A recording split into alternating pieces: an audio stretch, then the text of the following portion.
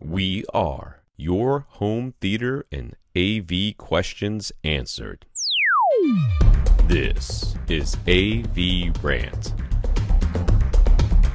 Want your home theater or AV question answered by Tom and Rob? Send it to question@avrant.com. Welcome to AVRant. I'm Tom Andry, and I'm here with Rob H. Nathan. First, Last question. Nathan got his parents all set up. We were 2.5 hours almost. Of course, it's the last question. I'm literally blurry. I can hardly read. Nathan Nathan got his parents all set up with a Denon X4300H receiver, new equipment rack, freestanding panels from Gick Acoustics, and the Helios 1 speakers with an optional battery pack for the backyard. He was pleasantly surprised by how quickly he was able to put it all together and the ease with which his parents can use the Helios and Denon apps on their iPads to control everything.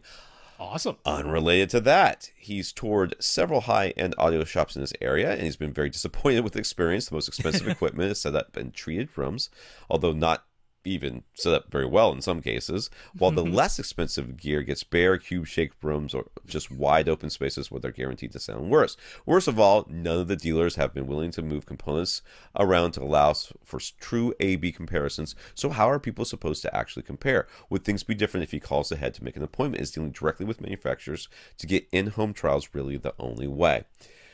Yeah, some dudes are buttheads. I mean, when it comes down to it, I mean, and you're seeing right here exactly why people come to us to answer their questions, because that's ridiculous.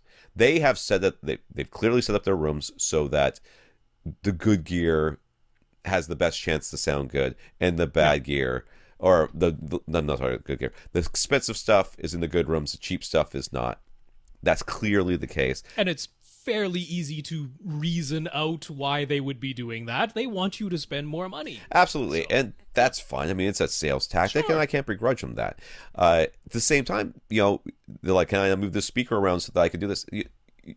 No, you can't move that speaker around, because what if you scratch it or drop it or push it over or dent it or something? We're going to be out that amount of money. And same thing here. I don't want to move it because what if I scratch it or dent it or something, and I'm going to be out that amount of money? What's the solution here? Well, go to a different shop, I guess, is one of them. But you said you've been to a few. It's not impossible. The way that, and this is, I don't know if this is a well-known fact, but I'll go ahead and say it anyways.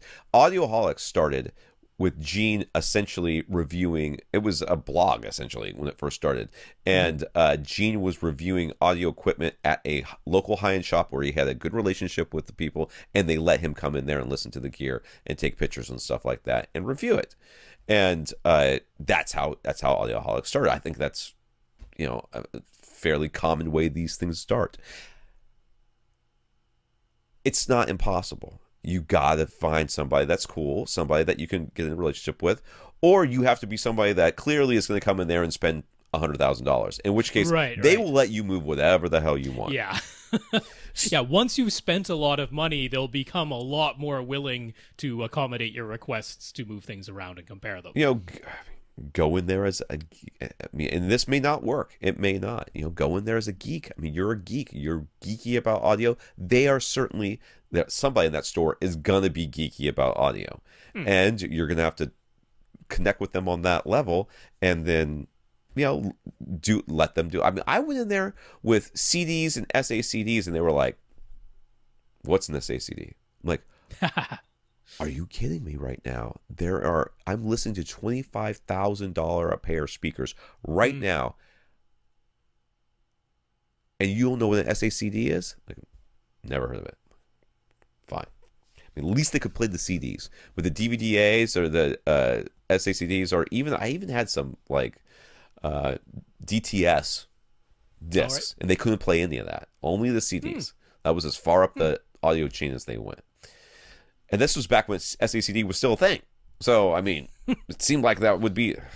So, we're going to get a letter from the SACD fans now. Hey, you know what? Feel free, write it on in, buddy. Yeah, that thing's taken off. I was a big advocate for making sure universal players were still a thing. SACD, yes. I mean, I still don't hear, most of the time, it's the exact, going back to our vinyl guy, it's the exact same mix. It's the exact same master. They did nothing but output it in a higher resolution and put it on a different disc. And people are like, hey, well, you could clearly hear more depth. Shut up. It is the same thing. Sometimes it's not. And when it's not, you can hear a difference. Or there's, at least it's possible. But many times it's the exact same thing. So.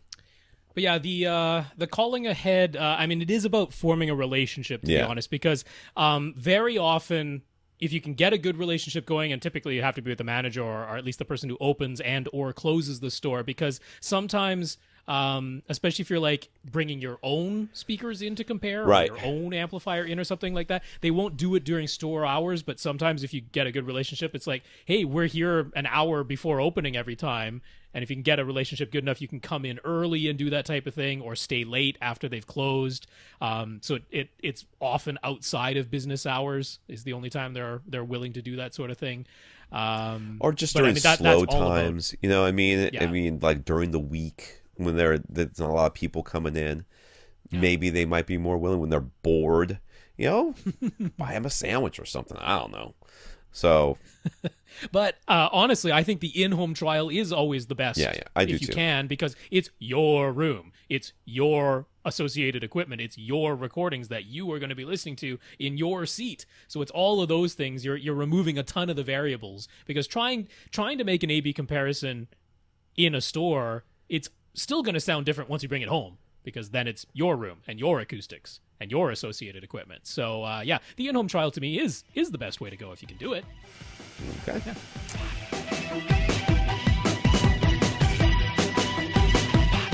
Want your question answered? Send it to question@avrant.com.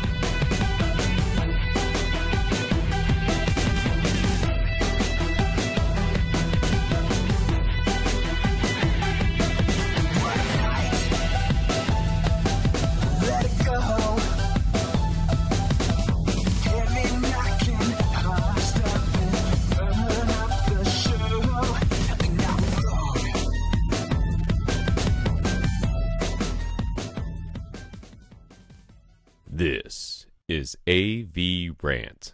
Now go out and listen to something.